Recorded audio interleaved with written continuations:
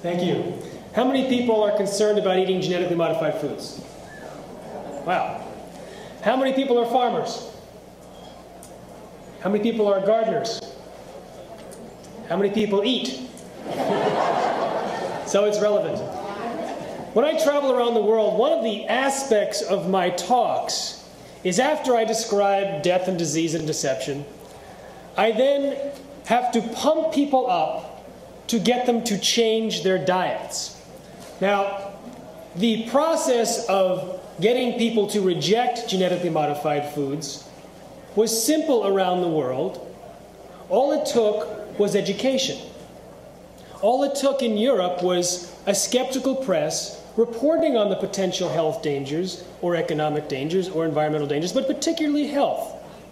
People ask me, how come they're so concerned about genetically modified foods in Europe? Because they know about them.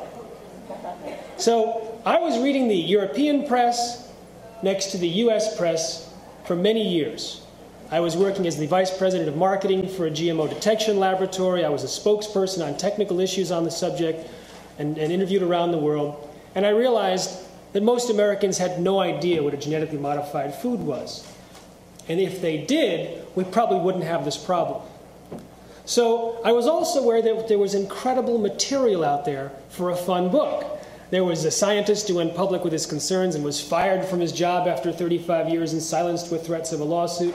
There was a UC Berkeley professor who was threatened by a senior Mexican government official who allegedly implied, "We know where your children go to school," trying to get him not to publish information. There were Canadian scientists who testified before the Senate saying they were offered a bribe by Monsanto, that documents were stolen from their office, that they were being pressured to approve genetically modified products, that whistleblowers at the FDA were fired, stripped of responsibilities, and forced out. I think this is good material. And I figured I would use this information as stories and then weave the description of the science and the dangers into those stories. But I knew from some friends of mine who had put out a book that was critical of Monsanto and genetic engineering, that 3 days before their book came off the printer, their publisher received a threatening letter from Monsanto's attorney, and the publisher decided not to go ahead with publication. So I decided to hide the book from the industry and not accept an offer for publication, but publish it myself. So when I sent the proofs out a year ago in the summer, I had shown it to very few people. And I was thinking it would have an impact, but I wasn't sure. Then I got my first call from a reporter, because I sent it just to media.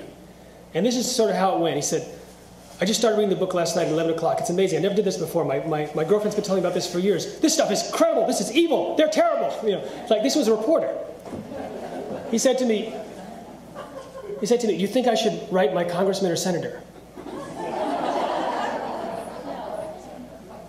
He said, "I feel a moral responsibility to buy organic food from local farmers." I said, "How much did you read?" He said, "1 chapter." 2 hours later, I got my second call. It was from an editor of a magazine. He said, your book is perfect for my readers. They don't want to eat genetically modified foods, but they don't know why. I want excerpts in every article and every magazine I write. This is great. This is fantastic. I started reading at 11 o'clock last night. I never do that." I said, "How much did you read?" He said, 10 pages. That gave me an indication.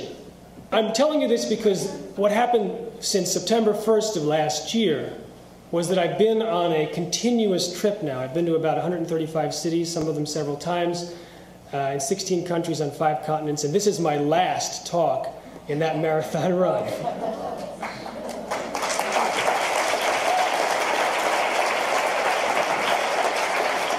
So I'm going to tell you some of that information, and you're going to obviously convert it into how you can make changes in your diet, and I'll explain how to do that as well.